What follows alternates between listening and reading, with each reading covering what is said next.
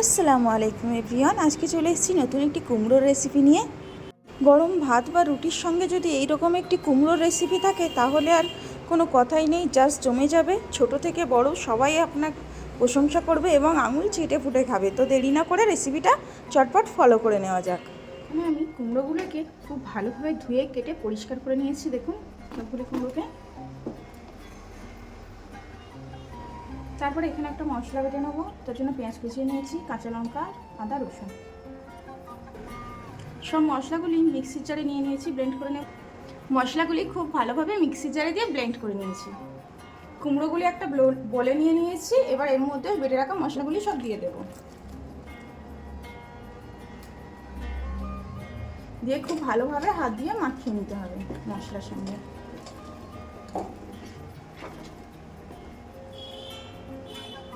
দশ মিনিট মতো মশলা মাখানো কুমড়োটাকে আমি রেস্টে রেখে দেবো। গ্যাস জেলে আমি প্যান বসিয়ে দিয়েছি। এবার পরিমাণ মতো সরষের তেল দিয়ে দেবো, প্রায় হাফ কাপ মতো। হাফ কাপ মতো সরিষার তেল অ্যাড করে দিয়েছি এবং তেল খুব ভালোভাবে গরম হয়ে গেছে। এইবার এর মধ্যে দিয়ে দেবো 3টে শুকনো লঙ্কা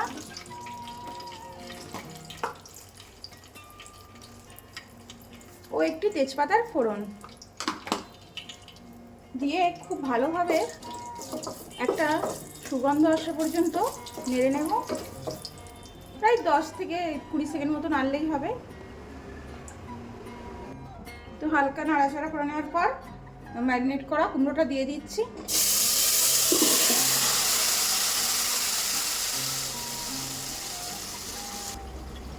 খুব ভালোভাবে কষিয়ে নেব কুমড়োটি।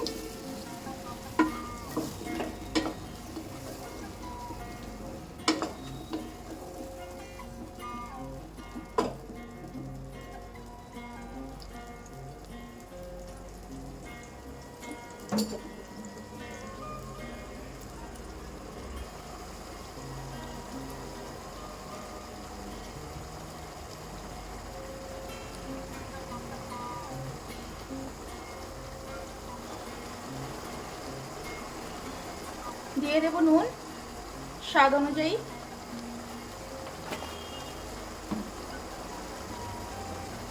খুব ভালোভাবে কষিয়ে দেব।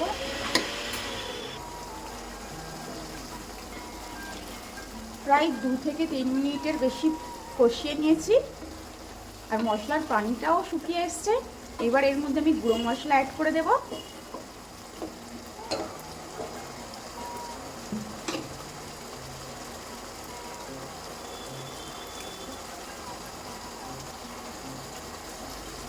দিয়ে দেবো হাফ চামচ লাল লঙ্কার গুঁড়ো,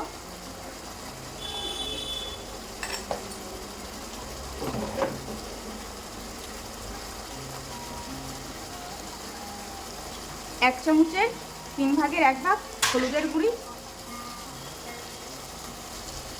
আর দিয়ে দিচ্ছি হাফ চামচ পরিমাণ ধনিয়া গুঁড়ি। দিয়ে খুব ভালোভাবে কষিয়ে নেব এবারে মশলার সঙ্গে।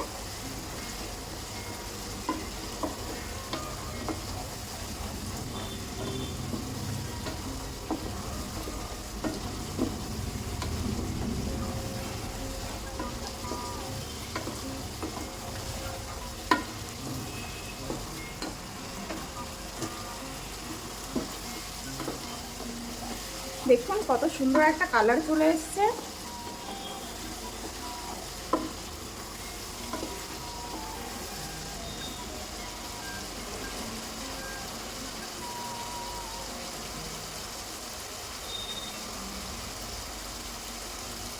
আর মশলা থেকে প্রায় তেলগুলি ছেড়ে দিয়েছে। দেখুন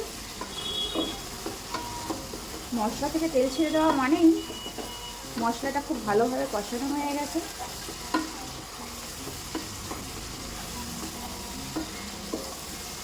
তাও আমি আরও 1 থেকে 2 মিনিট খুব ভালোভাবে কষিয়ে নেব।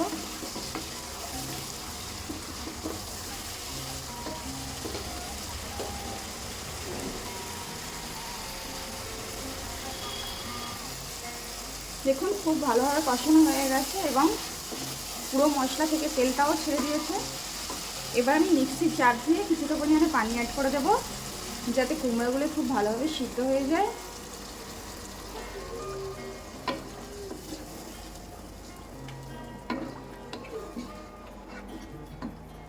ব্যাস, এইবারে আমি ঢাকা দিয়ে রান্না করে নেব 5 থেকে 10 মিনিট মতো মিডিয়াম ফ্লেমে।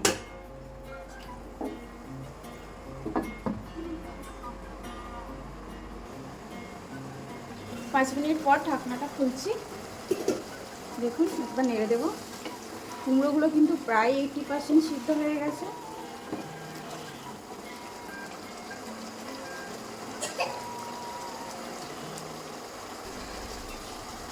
এর মধ্যে আমি হাফ চামচ পরিমাণ চিনি অ্যাড করে দেবো। চিনিটা অপশনাল, আপনারা দিতেও পারেন নাও দিতে পারেন, কিন্তু কুমড়ো রান্নার মধ্যে চিনি দিলে কুমড়ো রান্নার স্বাদটা কিন্তু আরও দ্বিগুণ হয়ে যায়। আর এই অল্পটুকু চিনি দিলে এতে কিন্তু তরকারিটা মিষ্টিও হয় না।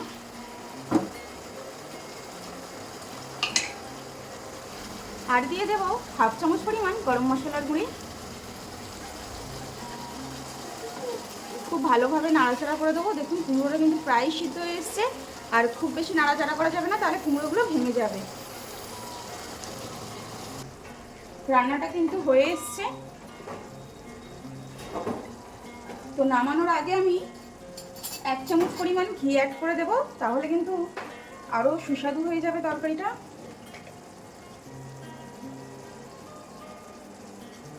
এই যে ব্যাস,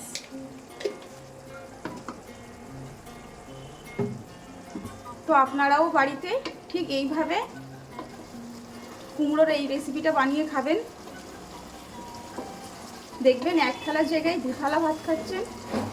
অনেক টেস্টি হয় এই রেসিপিটা, আমি প্রায় সময় রান্না করে থাকি। রান্নাটা আমার হয়ে গেছে, আর ভিডিওটি যদি ভালো লাগে অবশ্যই একটি লাইক করে দেবেন, ছোট্ট করে সুন্দর একটি কমেন্ট করবেন, আর বন্ধুদের মাঝে শেয়ার করে দেবেন। আর যারা নতুন তারা নিত্য নতুন রেসিপি পাওয়ার জন্য আমার প্রোফাইলটিকে ফলো করে পাশে থাকবেন। ধন্যবাদ।